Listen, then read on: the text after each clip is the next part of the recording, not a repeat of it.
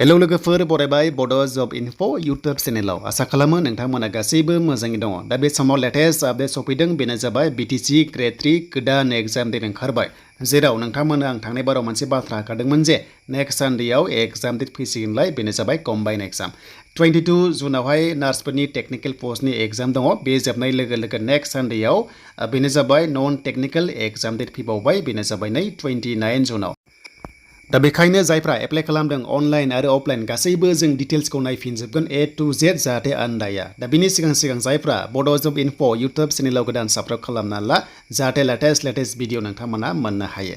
दा जों बे नटिसखौ नायनोसै आरो बे नटिसआव फैनाय लोगो लोगो डाउनलड मोनसे अपसन दङना, बेयाव नोंथांमोना क्लिक खालामनांगोन आरो क्लिक खालामनाय लोगो लोगो गासैबो नोंथांमोननि नटिसआ सोराङाव फैगोन जे बे आनजादा मा पस्टआव जानो थांगासिनो दङ कम्बाइन एग्जामा, जों बेखौ नायनोसै। दायो भिउ खालामबाय। दा जों नुनो मोनबाय जे बे जाबाय गोदान अफिसियेल नटिस बड'लेण्ड इउनिभारसिटिया होबावबाय। दा नै 20 जुन दिनै होनाय जादों। एन्ड बेयाव नायोबा नोंथांमोननि माखासे सार्कुलार नाम्बार दङ, बेनो जाबाय नै नभेम्बर 4 आव मोनसे एप्लाइ खालामनाय, जेराव IPO दाननानै नोंथांमोना साबमिट खालामदोंमोन, प्लास 4 एप्रिलाव अनलाइन खालामदोंमोन, बेनो जाबाय ग्रेड 3 नोंथांमोननि हायार सेकेन्डारि लेभेलाव। अके, आरो बे एग्जामा 29 जुनाव जागोन, बेनिखायनो एडमिटखौ 21 जुन एबा गाबोननिफ्राय बयबो डाउनलड खालामदो गावनि नामजोंहाय। दा बेनि सायाव गाबोन लिंकआ एक्टिभ जानाय लोगो लोगो नोंथांमोननो लेटेस्ट भिडिअ खालामगोन बड' जब इनफ' इउटुब चेनेलाव। दानिया जों बे भेकेन्सिया मा दंमोन जों बेखौ सावरायगोन। जे जोंहा 104 दाखालिसो रिसेन्टलि एप्लाइ जादोंमोन अनलाइन हिसाबै, नाथाय बिनि सिगां IPO दानदोंमोन ना, जों बेखौबो 4 नभेम्बरनि अफिसियेल नटिसखौ नायफिनसै गोबाव खालामला, जाहाथे जों क्लियार जायो।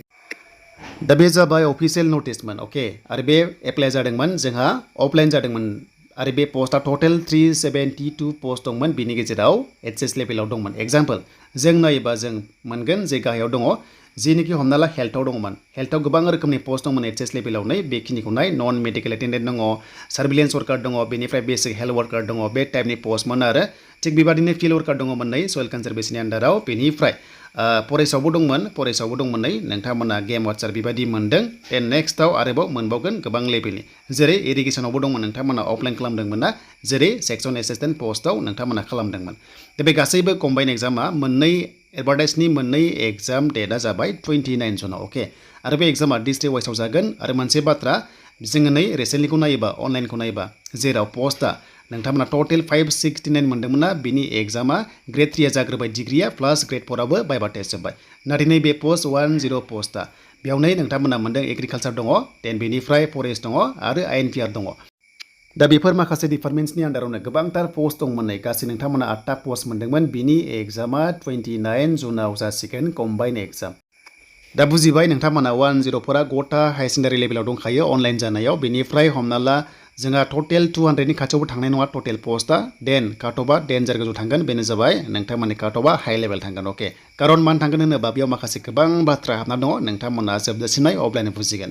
दा बे जाबाय पस्टआ ग्रेड 3 HS लेभेलाव, नाथाय बेयाव डिग्रि पासआबो एप्लाइ खालामनो हायो। स' बेखायनो एग्जामनि टटेल मार्क्सआ 80, बिनि गेजेराव 70+ लानो नाजाथार, कारन बेयाव नेगेटिभ मार्किं गैया आरो पस्टआ गोबां खम। दा बेनो बुजिबाय नोंथांमोना काटअफआ एक्सट्रा खारगोन ना अभारअल खारगोन, बेनि सायाव मिथिला। बाट बे उननि बाथ्रासै, मा जायो जेब्ला नटिस फैयो नोंथांमोनजों शेयार खालामगोन।